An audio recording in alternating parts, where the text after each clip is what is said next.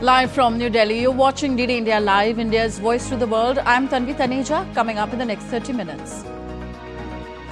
India remains committed to sovereignty of Afghanistan, says External Affairs Ministry spokesperson, adding Pakistan has a habit of blaming its neighbours for its own internal failures. Russia has no capacity to attack Europe today, but it could do so in the years to come, says EU Foreign Policy Chief Kaja Kallas, asserting the need to toughen defences against Moscow.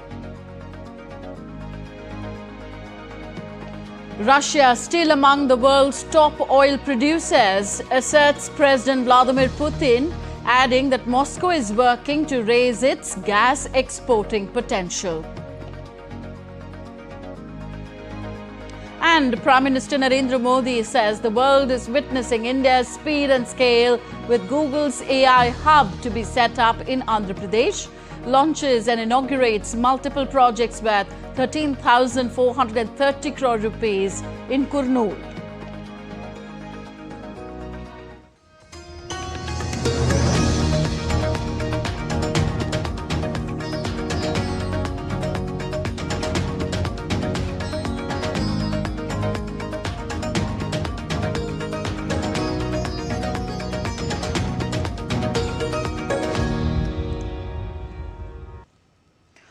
India's Ministry of External Affairs held its weekly media briefing in New Delhi on Thursday. Addressing tensions between Pakistan and Afghanistan, MEA spokesperson Randhir Jaiswal said that Pakistan continues to host terrorist organizations and often blames neighbors for its own internal failures. He reaffirmed that India remains fully committed to Afghanistan's sovereignty, territorial integrity and independence.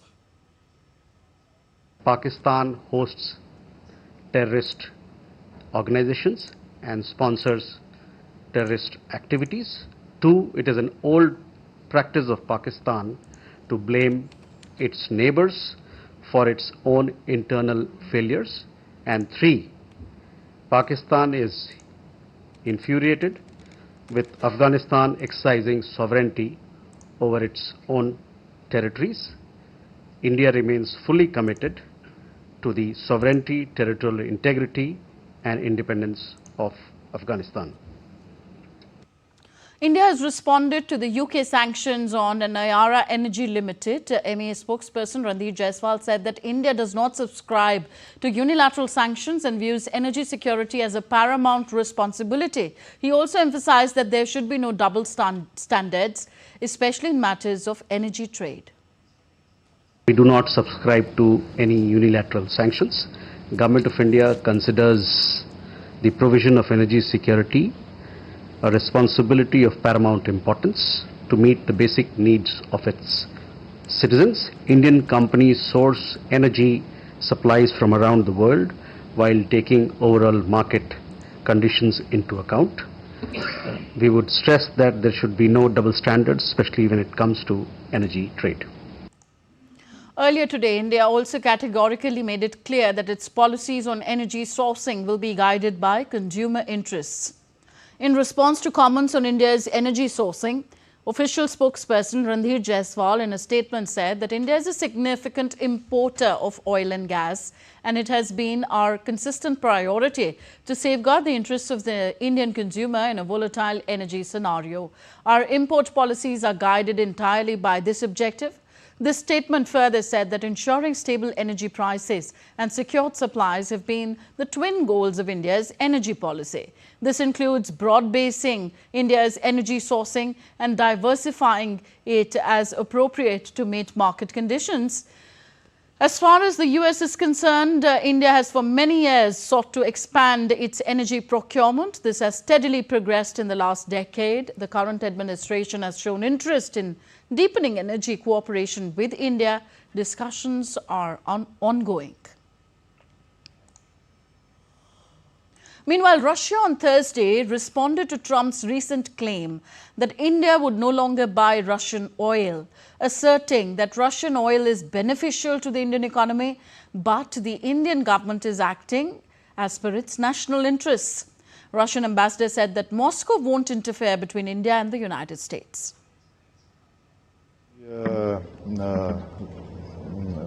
the question to the Indian government. So Indian government is, as I said, is acting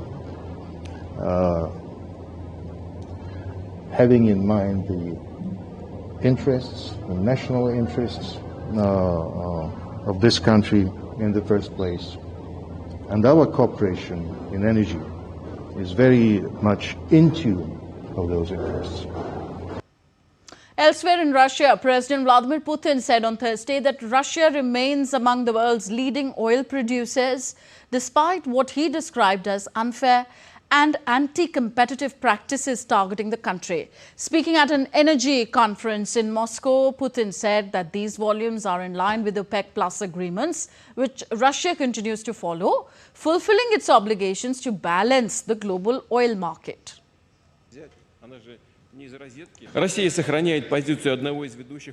Russia maintains its position as a leading oil producer despite unfair competition being used against us. We account for nearly 10% of global production and expect to produce 510 million tons of oil by the end of this year. This is nearly 1% lower than last year.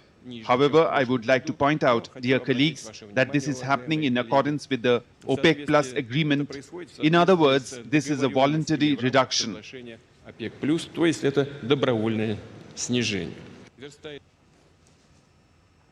Putin added that Russia was working to expand its gas export potential.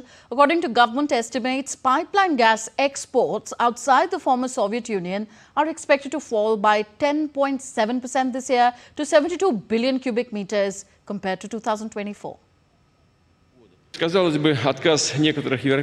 Together with our partners, we are working to increase the export potential of the Russian gas industry. This applies not only to pipeline gas, but also to LNG supplies. At the same time, we are increasing domestic consumption, which is extremely important. The European Commission has unveiled 4 major defence initiatives aimed at preparing Europe to defend itself by 2030. Among the flagship proposals are a counter-drone system and a plan to fortify the EU's eastern flank, both driven by growing concerns over Russia's aggression and renewed calls from the US for Europe to boost its own security. The proposals now go to EU leaders, who will decide whether to approve the initiatives and determine who will lead their implementation. Russia has no capacity to launch an attack on the European Union today, but it could prepare itself in the years to come. Danger will not disappear, even if the war in Ukraine will end. Back home, Prime Minister Narendra Modi announced on Thursday that Google will establish India's first artificial intelligence hub in Andhra Pradesh, marking a major milestone in the country's digital transformation. Prime Minister Modi said this after the launch of several projects that will boost connectivity, strengthen industry and empower citizens across Andhra Pradesh. He also said that this new AI hub includes powerful AI infrastructure, data center capacity, large-scale energy sources and expanded fiber optic network. Google यहाँ हमारे आंध्र प्रदेश में भारत का पहला artificial intelligence hub बनाने जा रही है। और कल जब मैं गूगल के सीईओ से बात कर रहा था, उन्होंने मुझे कहा कि अमेरिका के बाहर दुनिया के कई देशों में हमारा निवेश है, लेकिन सबसे ज्यादा निवेश अब हम आंध्र में करने जा रहे हैं। इस नए एआई हब में powerful AI infrastructure, data centre capacity, large scale energy sources और एक्सपांडेड फाइबर ऑप्टिक नेटवर्क शामिल है। The projects launched today span across key sectors, including industry, power transmission, roads, railways, defence manufacturing and petroleum and natural gas. The move reflects government's focus on strengthening regional infrastructure and promoting industrial growth in the southern Indian state. Earlier, Prime Minister Modi began his visit by offering prayers at the Sri Brahmaramba Mallikarjuna Swami Varla Devasthanam at Srisailam. He prayed for the well-being and good health of his fellow Indians. He wished for everyone to be happy and prosperous. On to the US now. Treasury Secretary Scott Bessent has warned that the 2-week-old federal government shutdown is beginning to cut into the muscle of the American economy. Bessent initially estimated the shutdown could cost the US up to $15 billion a day, but Treasury officials later clarified that the correct figure was $15 billion a week, citing an analysis from the White House Council of Economic Advisers. We call on the moderate Democrats in the Senate to be heroes. Be heroes. Break away from the hive of radicalism and do something for the American people, because we are starting to cut into muscle here. We believe that the shutdown may start costing the U.S. economy up to $15 billion a day, and this is a decision the Democrats are making. America's top court is once again debating the balance between race, representation and the right to vote in a case that could reshape the foundations of US democracy. The Supreme Court's Louisiana case may well determine the future of voting rights across the USA. Take a look at our next report.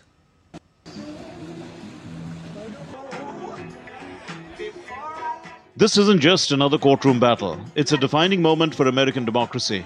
At stake is a core question. How far will the United States go to protect the idea that every citizen's vote counts equally, regardless of race? At the center of this legal and political storm lies the Voting Rights Act of 1965, the landmark law born out of the civil rights movement. It was designed to end decades of racial discrimination in elections and to guarantee black Americans, especially in the Deep South, the right to vote freely. Nearly 60 years later, that very law is back before the US Supreme Court, where the conservative majority now seems ready to redefine or to weaken the key protection. The case comes from the state of Louisiana, which has 6 congressional districts and a population that is roughly 1/3 black. For years, only one district was drawn where black voters formed a majority, effectively limiting their political voice.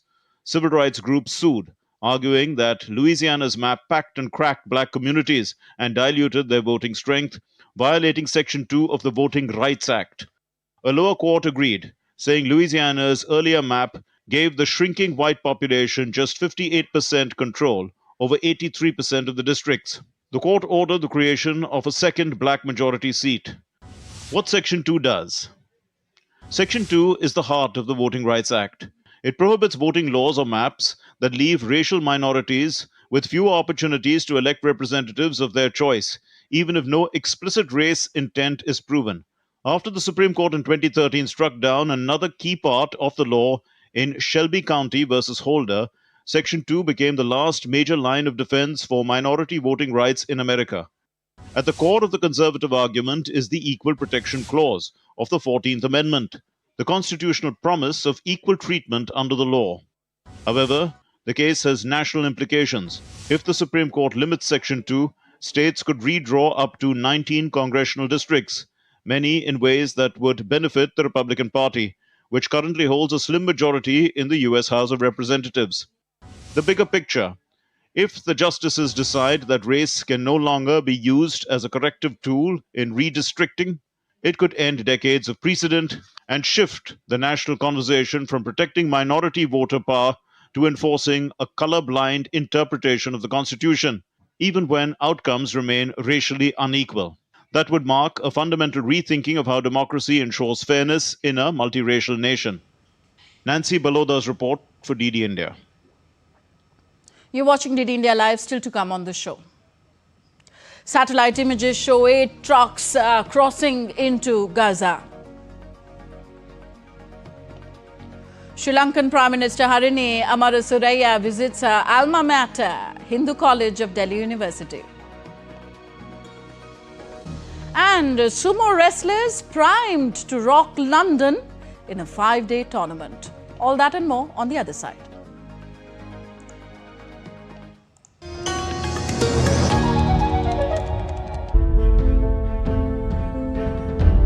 There's so many invaluable artifacts that the British have taken from our country. They robbed us of our self-respect. They robbed us of our honor.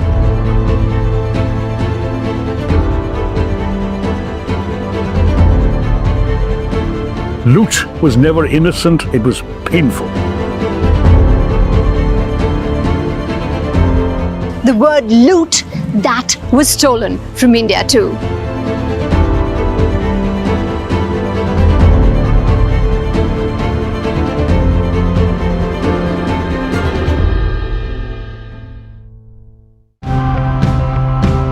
Faster, smarter, better. That's often the promise that comes with modern technology, but all of it comes at a risk. Welcome back. You're watching DD India Live. I am Tanvi Taneja. On to Europe. French Prime Minister Sébastien Lecornu weathered two no-confidence motions on Thursday, just days after appointing his new government and making a key political concession to stay in power. Prime Minister Sébastien Lecornu pledged to suspend a landmark reform of the pension system that won him support of some left-wing lawmakers. The first motion, filed by the hard left, was backed by 271 members of parliament. 289 votes were needed for the motion to pass. Meanwhile, French Prime Minister Lecornu also survived the second vote of no confidence in the National Assembly.